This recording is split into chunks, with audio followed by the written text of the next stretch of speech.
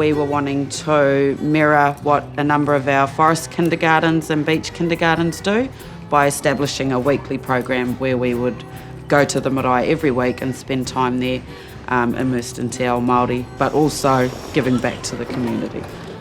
So I have a few hats. Firstly, I'm the treasurer at Apamona Marae. I'm also community engagement worker within Central Kids, so I work with the 10 kindergartens in Rotorua.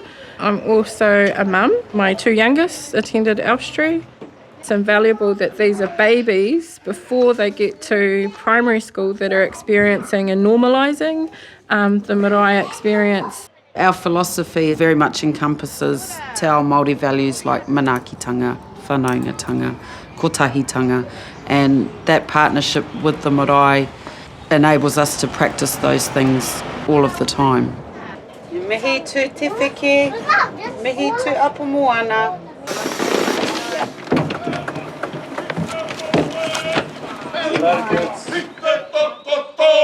It's authentic learning, tikanga, kawa.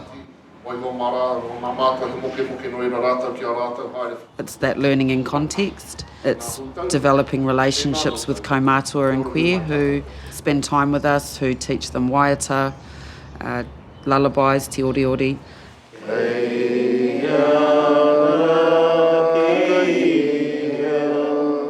Sometimes we have certain days we'll have stories in the actual marae where Papa Bob will tell us stories and he'll point out maybe one certain carving and we'll base it around that. And me, myself, am learning a lot. A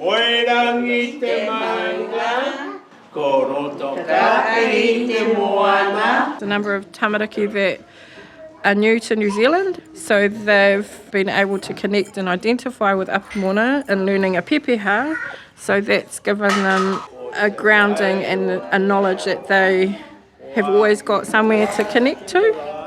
They're from another hapu iwi. It's up to them to find their pepeha for that. In particular for this ngā kakano o Apamona, our pepeha is because they're belonging to this and they affiliate themselves to our marae.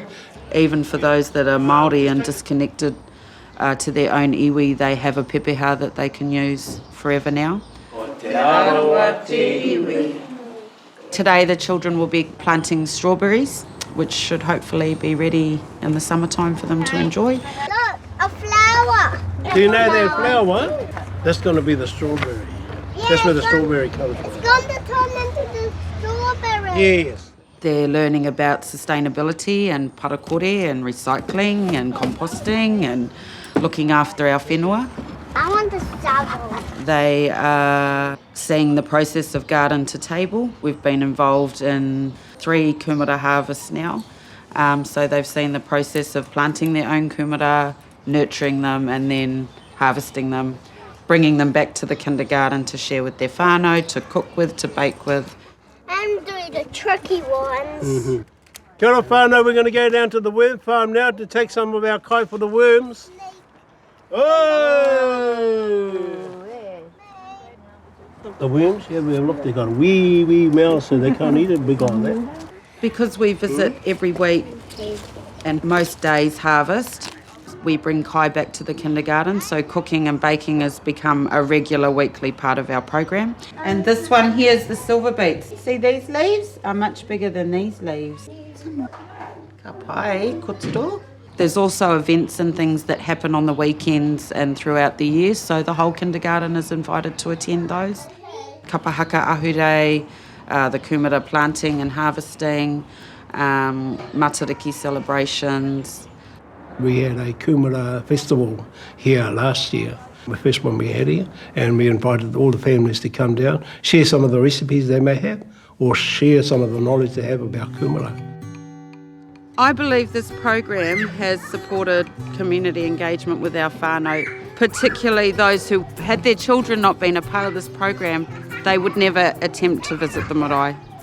And now they come and they're a part of that space and they have their own sense of belonging and they want to participate. They want to be there. Here's what the sheep say.